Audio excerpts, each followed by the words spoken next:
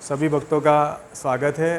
भगवद गीता के एक एक श्लोक काफ़ी अमूल्य है और हम ये देवी तथा आसुरी शक्ति के लिए अध्याय जो देवी तथा आसुरी स्वभाव हम देख रहे हैं, इसमें 9वें अध्याय में 9वें श्लोक पे आ गए हैं।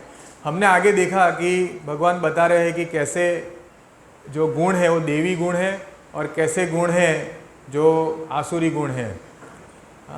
जैसे भगवान बताते हैं कि देवी गुण है वो मोक्ष के लिए है और आसुरी गुण बंधन का कारण है। जैसे दंभ है, अभिमान, क्रोध, कठोरता, अज्ञानता, ये सब आसुरी स्वभाव है। दंभ होना, दंभ यानी जैसे अहंकार, फिर अभिमान होना, जैसे हम कुछ कार्य करते हैं या सेवा करते हैं तो हम ऐसा सोचते कि मैंने किया, ये अभिमान होना। क्रोध आना, कठोरता और अज्ञानता, ये सब आसुरी गुण है। और आसुरी गुण हम देखते हैं कि जैसे ही कलयुग का प्रभाव बढ़ रहा है तो प्रायः सब में ये गुण देख रहे हैं। बड़े बड़े नेताओं से लेके छोटा से छोटा तबके का आदमी है, उसमें भी ये क्रोध, अहंकार, कठोरता हम देख पा रहे हैं। अज्ञानता क्या है उसके बारे में श्रील प्रभुपाद जी ने इस श्लोक में बहुत अच्छा विवरण दिया है। तो जैसे हमको ये देखना है कि हमारा धीरे धीरे आसुरी गुणों से प्रभाव से हम बाहर आए और धीरे धीरे हमारे में देवी गुण आए, तो शक्यता है कि हमको आशा है कि अगर हमारे में देवी गुण होंगे तो हम मोक्ष के लिए लायक बनेंगे।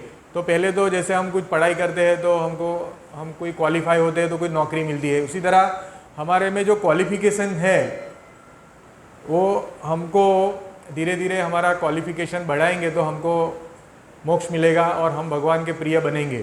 तो पहले जो है अज्ञान को काटना है। तो कौन सा है? क्योंकि जैसे अहंकार है, क्रोध है, अभिमान है, वो अज्ञान के कारण होता है। अज्ञान क्या है? खुद को शरीर समझना ये सबसे बड़ा अज्ञान है। और वो अज्ञान के कारण ही हमको क्रोध आता है, अहंकार आता है, अभिमान आता है। जब हम समझ जाते हैं कि हम आत्मा है तो ये सब चीज़ें गायब हो जाएगी। लेकिन ये समझने के लिए हमको धीरे धीरे सत्वगुण में उठना पड़ेगा। जब तक हम तमोगुण, रजोगुण में रहेंगे तब तक हमको ऐसा ही लगेगा कि हम शरीर है और मैं ही सब कर रहा हूँ, नियंत्रण मैं ही ईश्वर हूँ। और ये भावना हमको क्रोध और अभिमान के कारण रूप बनती है। आसुरी लोग ऐसे कार्य में व्यस्त है जिसमें इसमें खास बताया गया है। ये श्लोक आप समझिए, 5000 साल पहले श्री कृष्ण भगवान ने अर्जुन को ये गीता बताई। उसके पहले विवाश्वान देव, जो सूर्य देव है, विवाश्वान को बताया करोड़ों साल पहले। तो आज हम देखते हैं कि हम सोचते हैं कि विकास, समृद्धि जो है, विकास का डेफिनेशन हम ऐसा समझते ज्ञानी होना यानी एक ग्रह से दूसरे ग्रह पे जाना, या तो ऐसे आविष्कार करना। जैसे नए नए आविष्कार हो रहे हैं तो ऐसे आविष्कार करना, जैसे बिजली का आविष्कार हुआ 18वीं सदी में या 19वीं सदी के 18वीं सदी के एंड में, तो हम समझते हैं कि बिजली का आविष्कार हो तो हमने बहुत बड़ा आविष्कार किया। जब हम दूसरे ग्रह पे गए, प्रभुपाद जी तो बता रहे हैं कि हम नहीं गए थे, हम कहीं और गए थे, और इन्होंने बता दिया कि फिर बाद में जो नासा के जो वैज्ञानिक है उसमें से कई वैज्ञानिकों ने बोला कि ये सब चीटिंग किया था, कहीं कोई गया नहीं था। ऐसे वीडियो भी रिकॉर्डिंग आए हैं। तो कहने का तात्पर्य है कि ये लोग जो है साइंटिस्ट जो आविष्कार करते हैं, जैसे एटॉमिक बम का आविष्कार हुआ, काफ़ी सारे आविष्कार है जो भौतिकवादी लोग अपनी इंद्रिय तृप्ति के लिए करते हैं। जैसे रशिया और अमेरिका के बीच में कोल्ड वॉर चल रहा था 70s में, तो एक अभिमान था कि कौन चंद्र ग्रह पे पहले जाए, उसके बीच में ऐसा अभिमान चल रहा था। और वो अभिमान के कारणवश, तो वो भी एक इंद्रिय तृप्ति है, अभिमान करना वो भी एक इंद्रिय तृप्ति है। तो वो ऐसा आविष्कार क्यों करते हैं कि जिससे हम अपनी इंद्रिय तृप्ति को संतुष्ट इंद्रियों को संतुष्ट कर पाए तो उससे दुष्परिणाम आते हैं। कैसे? जैसे जो भी आविष्कार हो रहे हैं, जैसे हम आगे भी हमने डिस्कस किया था कि हरित क्रांति हुई तो भारत देश में या पूरे विश्व में ऐसा माना गया, जब सेकंड विश्व युद्ध हुआ, दूसरा विश्व युद्ध, तो ऐसा माना गया कि अभी बहुत बस्ती बढ़ेगी और सबको खाने का प्रॉब्लम हो जाएगा। तो लोगों ने यूरिया, कीटनाशक दवाइयाँ ज़्यादा से ज़्यादा यूज़ करने का ऐसा एडवर्टाइजमेंट हुआ कि आप जितना यूज़ करेंगे तो ज़्यादा पैदावार होगी और ज़्यादा लोग को अन्न मिलेगा। हाँ, और ऐसा करके 20-30 साल में पूरा ये चला और हम देख रहे हैं कि पहले शायद ही किसी ने कैंसर का नाम सुना होगा, लेकिन अभी हम देखते हैं लास्ट 20 साल में कैंसर सबको हो रहा है। और उसका मेन कारण है अन्न जो है वो अशुद्ध है, उसमें कीटनाशक है, यूरिया है।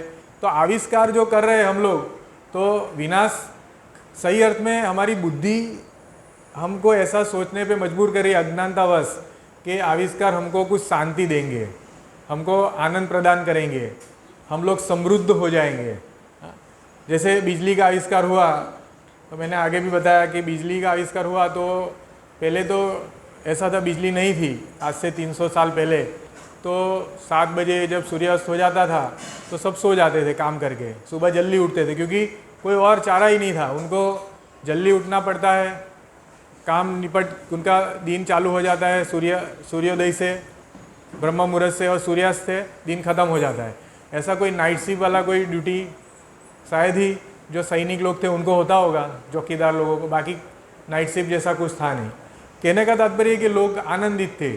अभी जो फैक्ट्रियां है, कई फैक्ट्री में आप जाएंगे तो पता नहीं चलेगा कि दिन है कि रात है, ऐसा पता नहीं चलता है। पूरी लाइट चालू है, फैक्ट्री में कोई जगह पे सब प्रोग्रामिंग कर रहे हैं, मशीन चला रहे हैं, तो दिन रात का कोई प्रभाव उनको दिन रात का समझ ही नहीं है। तो उसके कारण भी बीमारियां बढ़ रही है, क्योंकि हमारी जो बायोलॉजिकल क्लॉक है वो उसका समय अनुसार उसको चलना चाहिए। अगर वो उसके लयबद्धता में अगर प्रॉब्लम आएगा तो वो विनाश का कारण बनेगी। प्लास्टिक का उदाहरण दिया है। आज हम बोल रहे प्लास्टिक, बहुत 20 साल पहले जब प्लास्टिक आया तो लोग बहुत खुश हो गए कि चलो कितना अच्छा है, प्लास्टिक में पानी भी पी सकते, ये कर सकते, वो कर सकते। लेकिन आज सब बोल रहे प्लास्टिक हटाओ। तो काफ़ी ऐसे एटॉमिक बॉम्ब जो है उसका आविष्कार जब हुआ तो ऐसा सोच रहे थे कि उसका हम ऊर्जा उत्पादन के लिए उपयोग करेंगे, लेकिन बाद में हमने देखा है कि जापान पे अटैक हुआ था तो वही एटॉमिक ऊर्जा वाला जो बॉम्ब था वो उसके ऊपर फेंका गया और कई लोगों का उसमें विनाश हुआ। तो इसमें खास बताया गया है कि ये लोग राक्षसी प्रवृत्ति के लोग हैं जो इंद्रिय तृप्ति के लिए दिन रात प्रयत्न करते हैं और अपने आप को ऐसा प्रस्थापित करते हैं कि हम ही ईश्वर है, हम हमारे आविष्कार के जीत जाएंगे, ये विश्व को हम जीत जाएंगे और हम बहुत ही आनंद प्राप्त करेंगे, ऐसा वो मानते हैं। और उसका परिणाम क्या हो रहा है कि धीरे धीरे लोग अधिक से अधिक क्रूर और हिंसक होते जा रहे हैं। हम देख रहे हैं कि आविष्कार जो हो रहा है, मशीन टेक्नोलॉजी जितनी हो रही है, उसमें प्रभुपाद जी इसमें बता रहे हो, श्लोक में भी यही बताया है कि प्रभवन्तु उग्र कर्माण क्षयाय जगतो अहिताः। क्षय यानी विनाश, क्षय यानी घटना, विनाश होना। और उग्र कर्माण यानी ये जो मशीन का कार्य है, कष्टकायक कर्म, जैसे 24 घंटे ड्यूटी करना, ये उग्र कर्म है। यहाँ पे हमको ऐसा सबक नहीं लेना है कि भक्ति में आने के बाद कुछ करना नहीं है, ऐसा नहीं है। श्री कृष्ण भगवान ने अर्जुन को तो युद्ध नहीं करना था, लेकिन श्री कृष्ण भगवान ने बोला कि ये धर्म युद्ध है और माँ मनुष्य से युद्धश्च, मुझे मेरा स्मरण कर और युद्ध कर। तो ऐसा नहीं है कि हमको कुछ कार्य नहीं करने हैं, लेकिन उग्र कर्म नहीं करना है। उग्र कर्म यानी भगवान को केंद्रित नहीं रख के कर्म करना, उसको उग्र कर्म कहते हैं। जैसे अपने इंद्रिय तृप्ति के लिए 24 घंटे काम करना, पैसे बटोरना और भगवान की सेवा में 1 रुपया भी नहीं देना। कई लोग काफ़ी कमा रहे हैं करोड़ों करोड़ रुपया, लेकिन भगवान की सेवा में सोच रहे हैं कि कैसे दूंगा, तो ये उग्र कर्म हो जाता है। अपने कर्मफल का त्याग करना, शायद कोई बहुत काम कर रहा है बाहर लेकिन अपनी पूरी कमाई दे देता है, तो कृष्ण प्रीति अर्थ के कर्म है, वो उग्र कर्म नहीं होगा। तो कहने का तात्पर्य ये है कि जब भगवान श्री कृष्ण सेंटर में है, कोई भी कर्म करते हैं तो वो कर्म कृष्ण भावना भावित कर्म हो जाता है और वो धीरे धीरे शुद्धि करता है आत्मा की, और वो शुद्धि के कारण हमको ज्ञान मिलता है। क्योंकि हम रजोगुण तमोगुण जो है, तमोगुण रजोगुण में गुस्सा अभिमान अहंकार ज़्यादा रहता है, और उसमें से उठ के हम जब सत्वगुण में हमारा शुद्धिकरण होगा भगवान की सेवा करने के कारण धीरे धीरे, तो हम समझ पाएंगे कि हम ये शरीर नहीं है, आत्मा है, और हम धीरे धीरे अपनी जो भौतिक कर्म कर रहे हैं, उग्र कर्म कर रहे हैं, उसको हम घटा घटा के धीरे धीरे हम पूरा कृष्ण भावना भावित हो जाएंगे। तो इसमें जैसे प्रभुपाद जी कह रहे हैं कि एक ये श्लोक जो है जगत अहिता, जगत का अहित करने वाला, संसार का अहित करने वाला, अनुपयोगी। तो ऐसे जो राक्षसी प्रवृत्ति के, आसुरी प्रवृत्ति के आदमी लोग जो है वो क्या रहते हैं, उनको मांसाहार ज़्यादा करते हैं, और वो पशु हिंसा और मानव हिंसा में ज़्यादा उत्सुक रहते हैं ऐसे लोग। तो हमको ये देखना है कि हम देखते कई समुदाय है वो पशु हिंसा करते हैं। पहले तो ऐसा था कि बहुत छोटा समुदाय था, लेकिन हम देख रहे हैं कि अभी हिंदू भी अंडा मांस मच्छी सब खा रहे हैं, जैन लोग भी खा रहे हैं। तो अभी महाराज ने लेक्चर दिया था अंडे खाने वाला गुजराती। तो गुजराती का एक परिभाषा है सालों से कि गुजराती कोई भी बाहर से आता है तो पूछते हैं कि यहाँ पे तो नॉनवेज नहीं चलता है ना, ऐसा पूछते हैं। लेकिन आज हम देखते हैं कि वो गलत हो गया है, हर जगह पे नॉनवेज का लारी है। तो मांसाहार का प्रवृत्ति बढ़ रहा है, अज्ञानता के कारण लोग मांसाहार कर रहे हैं, और मांसाहार क्रूरता है, जीव हिंसा एक क्रूरता है, और वो धीरे धीरे फिर आदमी को भी कठोरता उसमें आ जाती है, और वो एक दूसरे आदमी को भी मारने लगते हैं। हम देखते हैं पश्चिम जगत में कि आए दिन वहाँ पे गोलियाँ चलती है, स्कूल में, बाज़ार में। आज ही कुछ न्यूज़पेपर में आया कि वो गन कंट्रोल कानून उनको लाना है, कि वहाँ पे इतना गोलियाँ चल रहा है, छोटा छोटा बच्चा 11 साल का, 12 साल का, 8 साल का, वो भी गोली चलाता है। तो ये क्रूरता है। पशुवध और मानववध करना वो एक बहुत बड़ा अपराध है।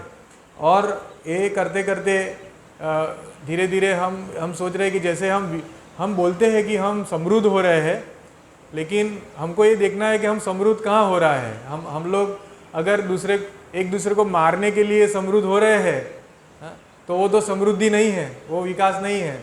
समझो हमने बहुत अच्छे वेपन बनाए हैं, तो वो कहीं ना कहीं तो वो चलेंगे और विनाश करेंगे। तो ये मानव उत्क्रांति नहीं है, ये बुद्धि नहीं है, ये सद्बुद्धि नहीं है। तो कहने का तात्पर्य हम देख रहे हैं कि पहले अभी देख रहे हैं कि जो विनाश होता है, पहले युद्ध होता था, ऐसा नहीं बोल रहे कि युद्ध नहीं हो रहा है, पहले भी युद्ध होते थे, लेकिन उसमें जो है सैनिक या राजा सामने सामने लड़ते थे, वीरता होती थी। अभी क्या है, जो राजा है, जो नेता है, वो कहीं बैठा हुआ है और स्विच दबाता है, हाँ, सामने नहीं लड़ रहे हैं। तो ये तो कायरता है। तो और उसमें कई निर्दोष लोगों का, जैसे अभी देख रहे हैं हम रशिया और यूक्रेन का युद्ध चल रहा है, तो दोनों साइड कई निर्दोष लोग हैं, वहाँ पे बम गिरते हैं तो मर जाते हैं। पहले ऐसा युद्ध नहीं होता था, सैनिक ही लड़ते थे, राजा ही लड़ते थे, और सामने सामने युद्ध होता था। तो ये देखना है कि हमारा जो कहने के लिए जो हमारा उत्क्रांति हुआ है और हमारा विकास हुआ है, वो विकास सही में नहीं है। जैसे दूसरा एक उदाहरण देता हूँ मानव हत्या के बारे में, कि इंद्रिय तृप्ति के कारण लोग गर्भ में मार देते हैं, भ्रूण हत्या करते हैं। तो हम बोल रहे हैं कि हम बहुत ही विकासशील हो गए, हमारे में बहुत बुद्धि आई पढ़ लिख के, तो भी ये बुद्धि क्या काम की जो भ्रूण हत्या करने के लिए हमको प्रेरित करती है। तो ये बहुत ही संवेदनशील बातें हैं कि जिससे हमको सोचना चाहिए कि बुद्धि जो है वो क्या है। तो बुद्धि ये है कि हमको भगवत गीता के माध्यम में और भक्तों के संग में रह के सीखना है कि कैसे हम श्री कृष्ण को प्रसन्न कर सके। ये बुद्धि है। बुद्धि, हमारी बुद्धि कैसे चलती है, हम अपने को कैसे प्रसन्न कर सके, उसके बारे में हम ज़्यादा चिंतनशील रहते हैं। लेकिन धीरे धीरे हमको ये भाव बदलना पड़ेगा, नहीं तो विनाश निश्चित है। और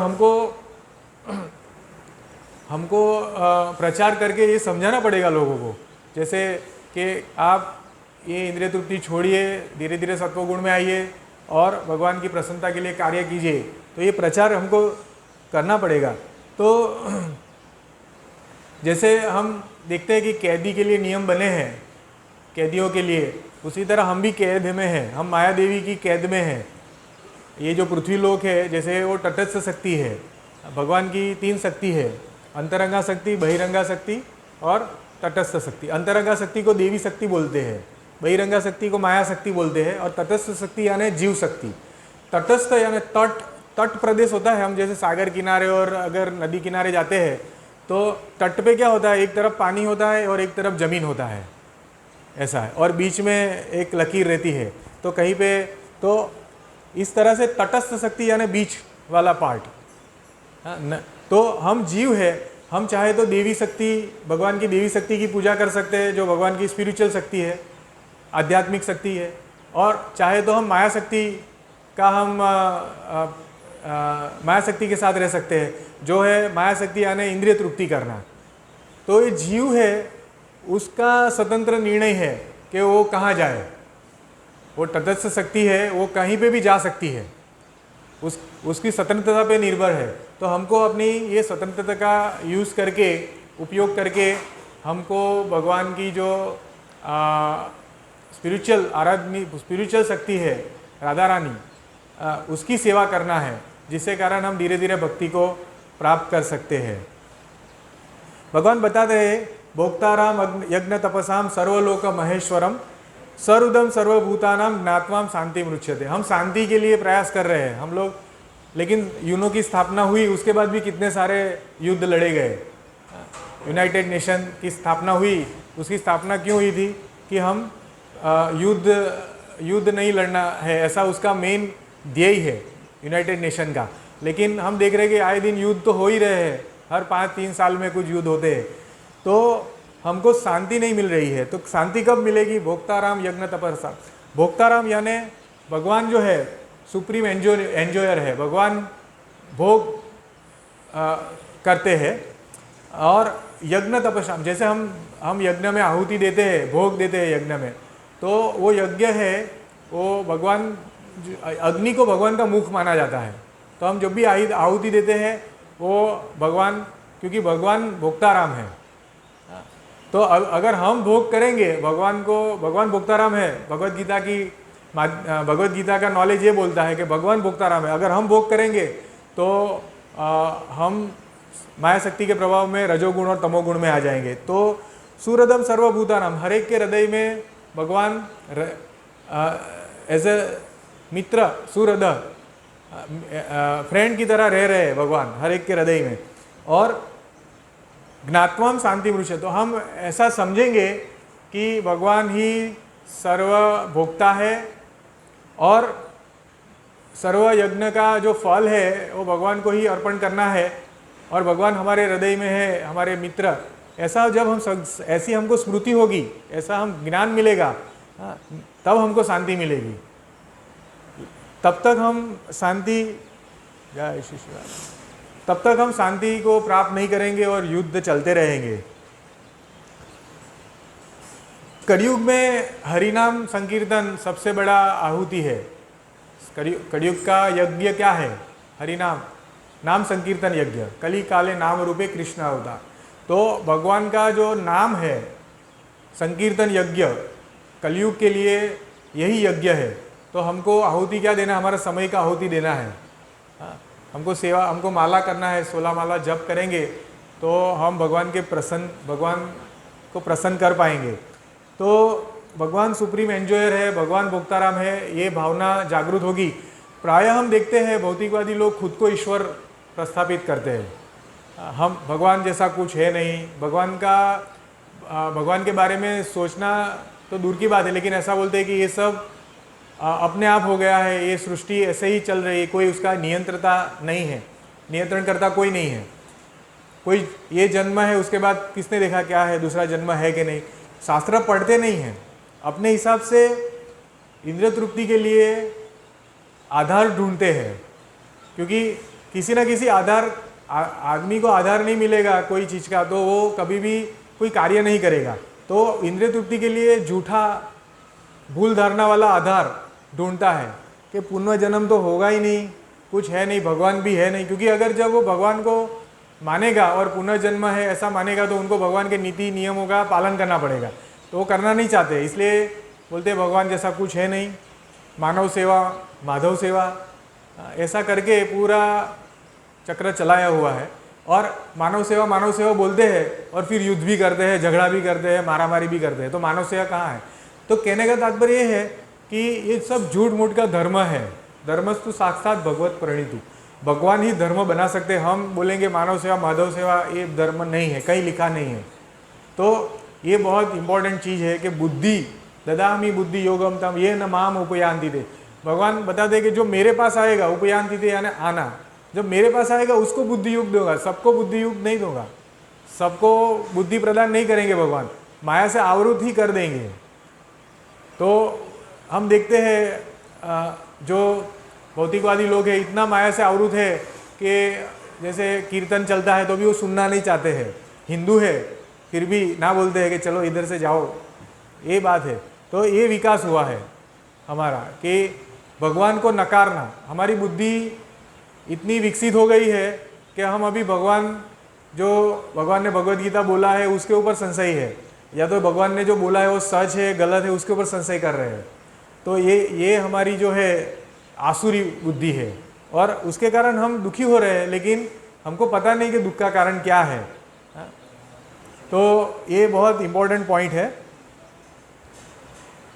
हमको दूसरा पॉइंट जो है भगवद गीता श्लोक संख्या 13 अध्याय 3 में बता रहे हैं, भुजन्ते ते त्वदम पापा ये पंचत्याम कारणात्। भुजन्ते यानी भोगना, त्वधम यानी घोर पाप। क्या घोर पाप है? खुद की इंद्रियों के लिए भोजन बनाना, ये घोर पाप है। तो भगवान ने बताया 3.13 में पढ़ना। जैसे कोई बोलता है आप क्यों प्रसाद, आप भोग क्यों भगवान को देते हैं, कोई भी भोग, जैसे समय का भोग या प्रसाद जो भी है, सेवा यानी भोग, तो कुछ भी हम भगवान को प्रदान करते हैं। तो इसमें बता रहे 13 नंबर का श्लोक है, पढ़ लेना भगवद गीता में, कि जो खुद अपनी इंद्रियों के लिए भोजन बना रहे हैं और भगवान को ऑफर किया भी नहीं खाते हैं, वो महापाप करते रहे। तो ये भी एक है कि हमको पहले तो भगवान के बारे में समझना है, नाम जप यज्ञ करना है 16 माला, और फिर हमको भगवान को भोग लगा के खाना खाना है। प्रसाद जो भी है बना के भोग हम प्रसाद भगवान को अर्पण करेंगे, भगवान अपनी आँख से उसको ग्रहण करेंगे और वो प्रसाद के रूप में वापस दे देंगे। तो ये क्रिया से हमारी शुद्धिकरण होगी और धीरे धीरे हम भगवान को प्रसन्न कर पाएंगे। महात्मनस्तु माम पार्थ प्रकृतिमाश्रिताः भजन्ते अनन्य मनसो ज्ञात्वा भूतादि अव्ययम। श्लोक संख्या 13 9वां अध्याय। महात्मानस्तु, महात्मा क्या है? जिसको ये बुद्धि हो गई है कि भगवान ही सुप्रीम एंजॉयर है, भगवान ही पूर्ण पुरुषोत्तम, भगवान ही नियंत्रण करता है, भगवान ही ईश्वर है, जो बुद्धि पा लिया है, हे पार्थ, और वो मेरी प्रकृति पे आश्रित है, मीन्स वो जो भी मैं प्रदान कर रहा हूँ वो वैसा नहीं सोच रहा है कि मैंने बनाया है। भजन्ते अन्य मनसो ज्ञात्वा भूतादि अन्वन, मुझे अविनाशी भगवान मान के जो मेरा भजन करता है वो महात्मा है। हमने एक महात्मा नाम दे दिया है किसी को, एक नेता को, लेकिन वो महात्मा नहीं है। महात्मा क्या है? भगवान की डेफिनेशन ये है, महात्मा होना यानी जो भगवान की प्रकृति में आश्रित होता है और भगवान का चिंतन करता रहता है, वो महात्मा है। स महात्मा स दुर्लभ।